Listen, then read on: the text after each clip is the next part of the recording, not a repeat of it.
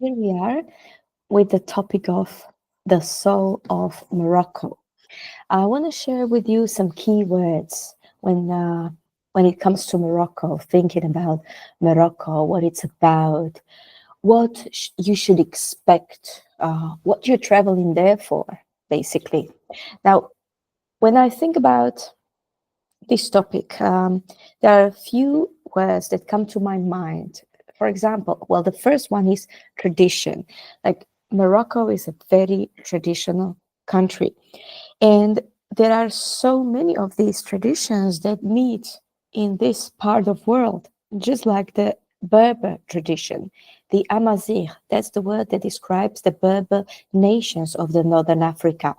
And in mostly Moroccans identify with this Berber heritage. When it comes to Arab, of course, the Arab identity makes part of Morocco for centuries, but those were the Arabs came first, who was first there. The Arabs, they only came later. They brought Islam, they brought lots of good things, but obviously they only came later. And what's prominent in the identify when Moroccan nationals identify with something, it's most likely the Berber heritage. Now, religion as well, but not only the Muslim, but also there are some Christians, of course, not many, but also there's some Jews, especially the Jews that were coming there in the 17th century, after the Middle Ages, after the huge exodus they had to undergo coming from the south of Spain, for example. So the Berbers, they are Berbers who are Jewish, and there are Berbers who are Muslim. So there are very many layers um, of what we find within the identity of the nation of Moroccans. Now, Al-Andalus, is a very important word. You might know that I work as an official tour guide in Andalusia, and it's very difficult to separate these two. They're very closely linked. When we speak about the history of Spain, we need to speak about the history of Northern Africa and Northern Morocco. And when we speak about the history of Morocco, we cannot forget to speak about Andalusia and Spain altogether. So these are the keywords when it comes to tradition, and all of this somehow meets in the northern tip of Africa, Northeast Africa. And we find this in the monuments, in the music, the produce, the jewelry, the clothes, the music. Now, for example, when you look at the monument where I took picture of Aymat, and this was in the Sadian tombs in Marrakesh. You see, there is influence of Andalusian architecture, but there's also influence of the Syrian architecture from the Middle Ages, the time of the big caliphates. It all met in this part of the world. So really the East, the Europe, the Arabian Peninsula, the medieval Europe, and even the Sahara, of course, the Sahara, it all left some influence on the monuments of Morocco.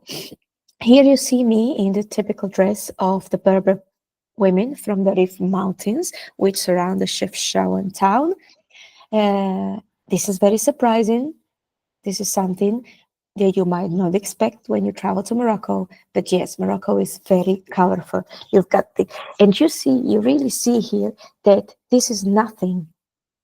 This is nothing to do with everything else that I mentioned, like the Arab heritage, the Sahara heritage, the Andalusian heritage. This is something very unique. And this is what you find in the mountains of Morocco. Very surprising costume indeed. When speaking of produce, for example, henna, the the painting with henna, or the meal, the couscous meal, it all comes from Berber tradition. The jewelry, the clothes, the typical jewelry, the handcrafted leather bags, all of you see in the Medinas, in the souks, when you go shopping in the historical centers, this all is carries an imprint of the Berber heritage. And here I want to speak about also of music. Gnawa is probably the most resonant traditional music in Morocco. There's lots of types of music, the traditional music, but Gnawa um, is probably the most popular one, and it's a beautiful mix. It's the unity of Sahara Desert and the Sufi tradition. Hear it for yourself. You can always find it in Morocco, and this is the proof of lots of meeting of lots of words meeting in this part of the world. This is the Gnawa music in Jamal Afna Square.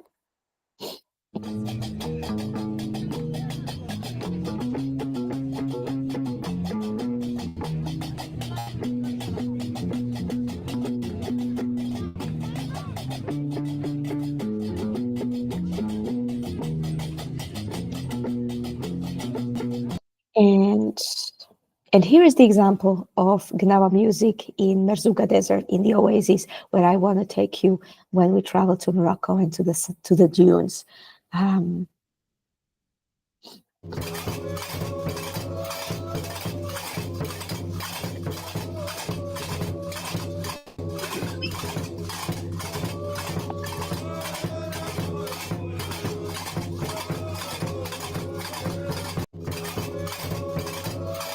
is is this not a wonderful ethnic experience? I totally think so. Now let's move on to the next slide. This is where I want to once again show you that really the Sahara Desert, that's the essence, that's the soul of Morocco.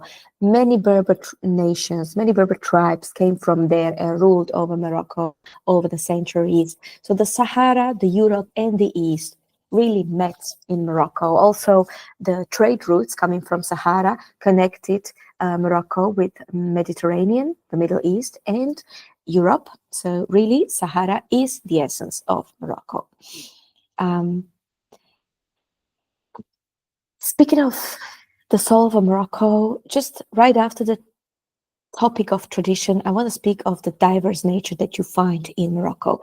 And here are just some examples. Here is the High Atlas Mountains. This is the Jardin Majorelle, an example of one of the many gardens is in Morocco, in Marrakesh. Here, this is the valley in Rif Mountains on the outskirts of Chefchaouen. This is one of the best shots that you can take in Imlil. This is the Berber Lodge, very photographed place, famous for Instagram shots. This is the Atlantic, and this is the deep inland where we find the Uzud waterfall. Once again, the Sahara Desert, which really resonates within me every time I go to Morocco, and I really give it a lot good credit because it really has a lot to say when we speak of the Moroccan identity. Once again, the Sahara Desert at night, and here few more shots of the Moroccan countryside. The first one is Imlil, the waterfall in Imlil. The second one is the Mediterranean, Cap Spartel, next to Tangiers. Here we have the Atlantic. This is the Azila city. And this is the mountains. The fourth video is from the mountains of High Atlas.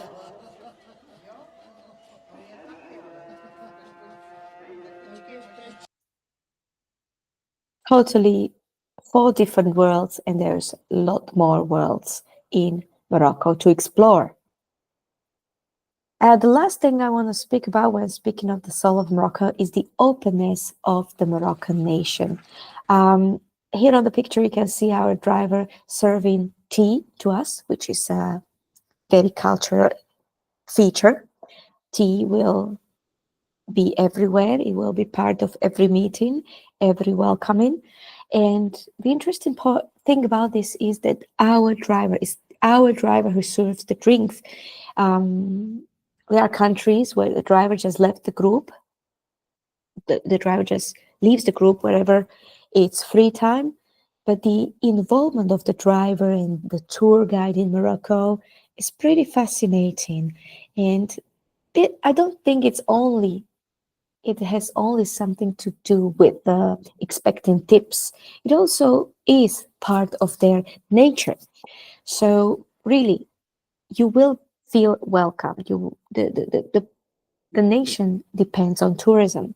So obviously, they need to be open to tourism. You will be surprised that the infrastructure is really growing. I mean, there was recently the highway was finished, taking you to the Sahara Desert. It's the Western Sahara Desert. And there's lots of investment in agriculture recently. And you see the country is growing, it's going up. The English language is very dominant. It used to be French, but it's no longer so. The English language is taking over the tourism and the media. Just that you know, everybody who works in tourism speaks English. So you should expect a very good level of welcoming people when you travel to Morocco. Now, one more thing I want to mention, speaking of Morocco, is the moment of surprise, because here is some feedback that I received from some of the travelers, some people who traveled with me also. What a crazy trip! This is because you go to Morocco because you want the culture shock. You want this crazy feeling of like, what the hell's happening here? So I really think this is a very descriptive quote of someone who traveled to Morocco and experienced something that they did not expect, especially when somebody told me nothing like I imagined. This is why I talk about the music. This I want to show you the music, the traditional clothes, because you do not expect this. You probably expect a Muslim country, maybe something like somewhere in the Middle East, but there's a lot more to it. A lot more to Morocco than just a typical Muslim country. Somebody even said that they hated it. And I believe this is because you hate Morocco because you did not have a good guide. You did not, you never really like spicy food. Not, I mean, not like hot food, but food full of spices, and you really don't like people talking to you at every corner. But if you really have a good guide and you travel with the right mindset, you might even say, I love Morocco, because you will see through all of this surface. You will see the warm-hearted people that they are. You will taste the food, listen to the music. You will see the world that exists, and it's completely different dimension of what we live in Europe. So I think if you see through this, you'll be able to appreciate Morocco for what it is, and you'll be able to even say you love Morocco. Now, some people say Morocco is poor.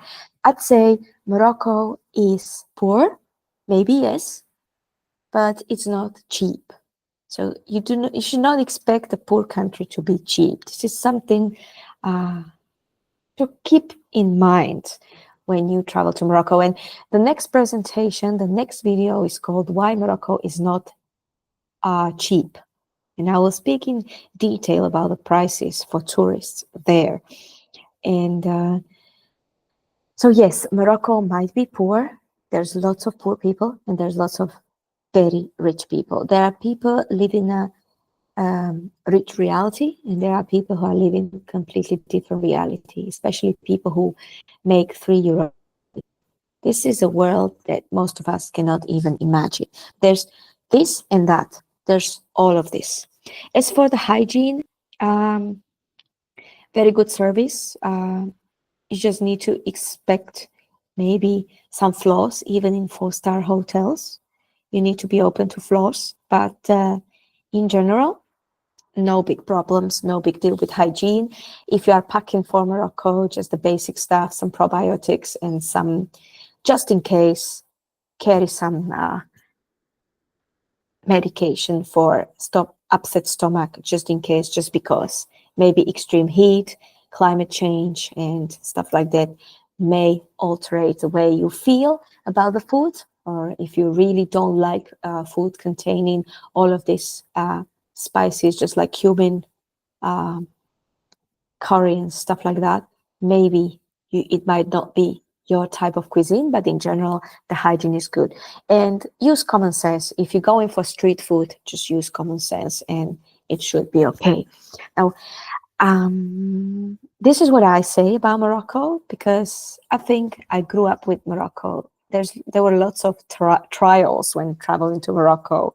Lots of it tested me a lot, and it tested me so much that in the end I decided to study Moroccan Arabic, understand, then share jokes and with them. And the moment they saw that I understand and respond and speak in Arabic, half of the nation was amazed, and half of the nation was just entertained, because they kind of try to guess your, your accent. They do not understand how a foreigner speaks Arabic, even not really well, but just random words, and can maintain a basic conversation. So really, for me, this is the experience that I like to repeat. But half of them is surprised, and half of them just laughs at me. My next video will be on why Morocco is expensive, and I'll speak about the argan oil. I'll try to uncover the truth about the argan oil, and at the end of the next video, I'll share with you some tips on how to pack and what to prepare for and what to be aware of when you travel to Morocco.